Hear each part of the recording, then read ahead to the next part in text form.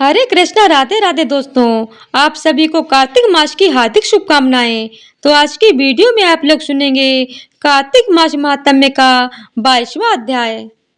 22वें अध्याय की जब लिखने लगा हूँ बात, श्री प्रभु प्रेरणा प्राप्त कर कलम आ गई हाथ। राजा पृथु ने नारद जी से पूछा, हे देव ऋषि, कृपया आप अब मुझे यह बतलाइए कि वृंदा को मोहित करके विष्णु जी ने क्या किया और फिर वह कहाँ गए। जब देवता स्तुति कर मौन हो गए, तब शंकर जी ने सब देवताओं से कहा, हे ब्रह्मादिक देवताओं, जलंधर तो मेरा ही अंश था, उसे मैंने तुम्हारे लिए नहीं मारा है। यह मेरी सांसारिक लीला थी। फिर भी आप लोग सत्य कहिए कि इससे आप सुखी हुए या दुखी। तब ब्रह्मादिक देवताओं के नेत्र हर्ष से खिल गए और उन्होंने शिव जी को प्रणाम कर विष्णु जी का वह सब वृत्तांत कह सुनाया, जो उन्होंने बड़े प्रयत्न से वृंदा को मोहित किया था तथा वह अग्नि में प्रवेश कर परम गति को प्राप्त हुई।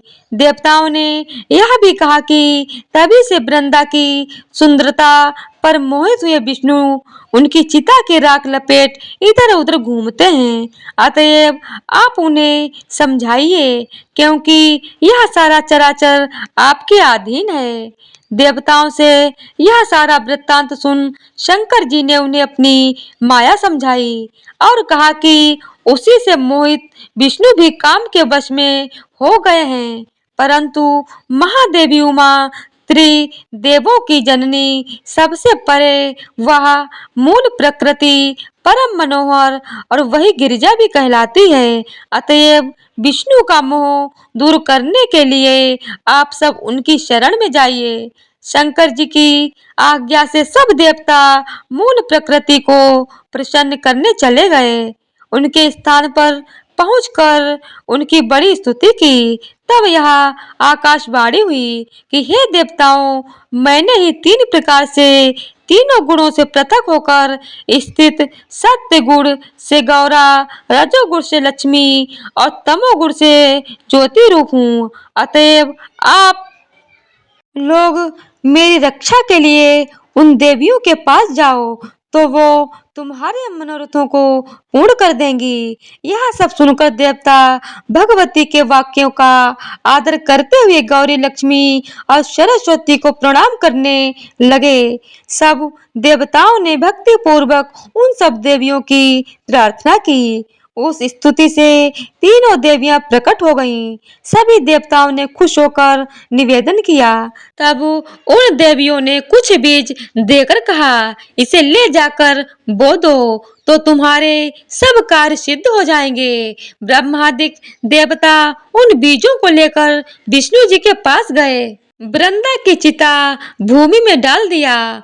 उससे धात्री, मालती और तुलसी प्रकट हुई।